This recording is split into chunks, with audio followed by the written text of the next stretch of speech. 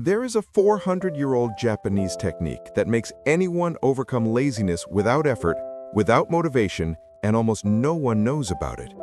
You know that feeling when you're stuck staring at a to-do list, knowing exactly what needs to be done, but you just can't get started? The good news? This isn't laziness. Recent research in neuroscience shows that what we call laziness is actually a brain protection system. But what if I told you that centuries before modern neuroscience, the samurai of Japan already knew exactly how to get around this blockade? They called it kyojutsu, an ancient philosophy based on a mental game between truth and illusion that transformed even the most difficult battles into simple, natural, and almost effortless movements. And today, you will discover how to apply this in your life so you never have to depend on motivation again. But first, subscribe to the channel, like the video, and activate the bell so you don't miss any content. Now, back to the video. The truth about laziness. Let's be honest, you're never lazy about what gives you pleasure. Have you noticed this? Spending hours on TikTok, watching 7 episodes of a series in a row, or playing that game for 5 hours without getting up from your chair? No difficulty, no resistance, zero effort. But when it comes to studying, training, working, or starting that project that could change your life, suddenly everything feels heavy. The body freezes, the mind makes excuses, and here comes the first paradigm shift. The problem is not you. The problem is not a lack of discipline or willpower.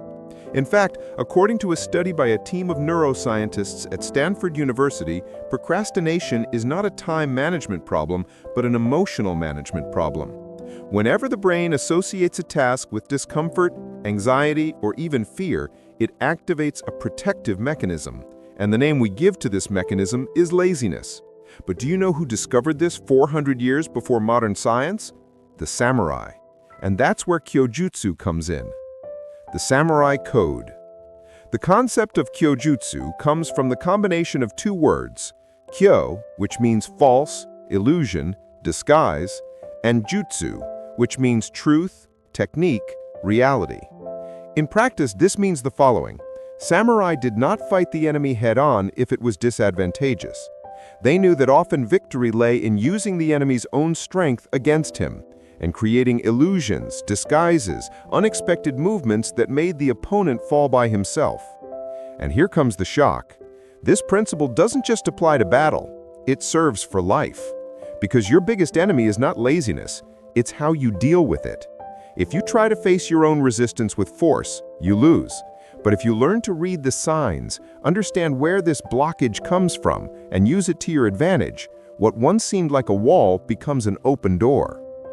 According to a Harvard University researcher, the human brain is not designed to seek effort, but rather to conserve energy at all costs.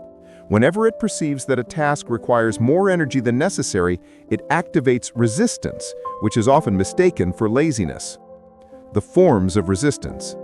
Kyojutsu teaches that all resistance, all blockage comes from 3 specific origins. If you understand this, you unlock any task. First, resistance to the method. This happens when the way you try to do the task just doesn't fit with your way of thinking or working. For example, trying to write directly on the computer when in fact you think better on paper.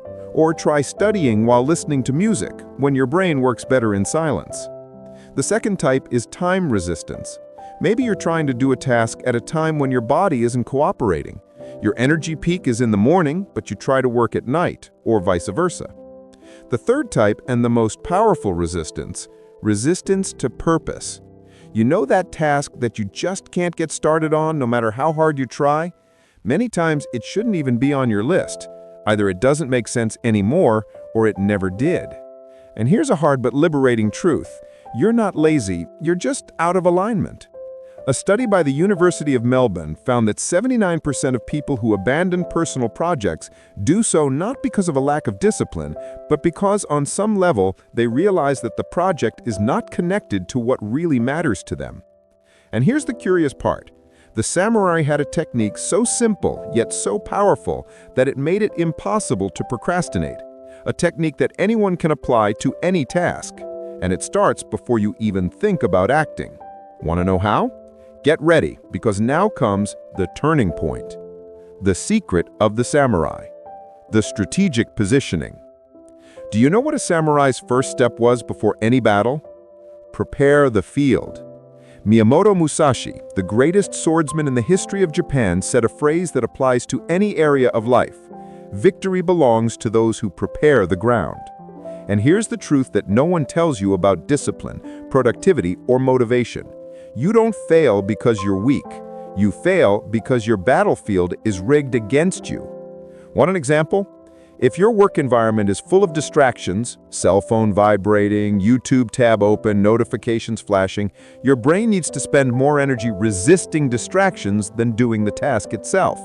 Now, when you clean the environment, leave only the essentials visible, put on some background music that helps you focus, even adjust your physical posture, suddenly what seemed heavy begins to flow. And this is not magic, it's neuroscience. It's kyojutsu applied.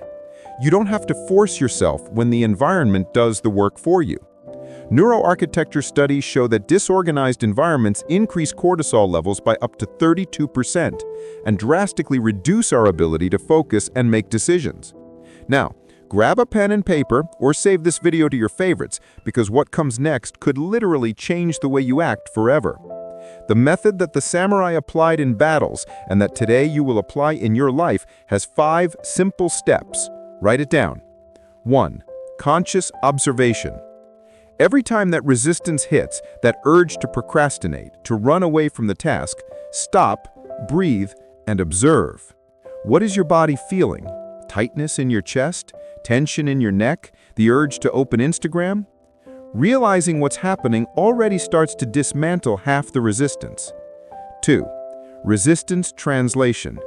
Now you ask yourself, is this resistance to method? Is it resistance to time or resistance to purpose? Depending on the answer, you change the strategy. If it's a method, change the way you do it. If it's time, adjust the schedule. If it's purpose, maybe that task shouldn't even be in your life. 3. Strategic environmental design. Here is a declared war against distraction. Take away everything that doesn't help you. Cell phone, airplane mode, social networks, website blocker, headphones, background music, table. Only with what matters. The environment needs to be so supportive that working is easier than procrastinating. Minimal viable action. If you tell yourself, I'm going to study for 3 hours, your brain freaks out. But if you say, I'm just going to open the notebook and write a sentence, the resistance evaporates. The trick is this: make it so small that it's impossible to say no. Getting started is 80% of the work. 5. Cultivate flow. When you get moving, keep the pace. Use cycles of 25 to 35 minutes of total focus with short breaks in between. Avoid the gaps where procrastination likes to creep in. And track your progress. Seeing that you are moving forward activates an automatic cycle of motivation. According to research published in Journal of Applied Psychology, people who use short work cycles, such as the Pomodoro technique, are 42% more likely to complete complex tasks compared to those who try to work in long blocks without a break. And here's a detail that almost no one notices. The true power of kyojutsu is not about making you work harder, is in making you work with lightness. When you master this method, you realize something shocking. Productivity is not about effort, it's about alignment. And most people spend their entire lives trying to win a game where the rules are rigged against them. But what if you change the game? What you learned here today is not just another productivity technique. It's a new way of seeing yourself. You're not broke. You were never lazy. What you call laziness was always just a sign of misalignment.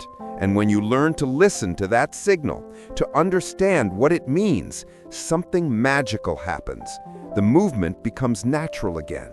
The effort stops being a burden, and what once seemed like a daily battle turns into lightness, clarity, and direction. Change never starts with a big leap. It starts with a micro step, a break, a question, an adjustment to the environment. And when you repeat these small gestures day after day, you create a new rhythm of life, A rhythm where you don't act out of obligation, but out of clarity. Where you no longer have to force yourself, because your own path starts pulling you. And now, I ask you, what is the first micro step you will take?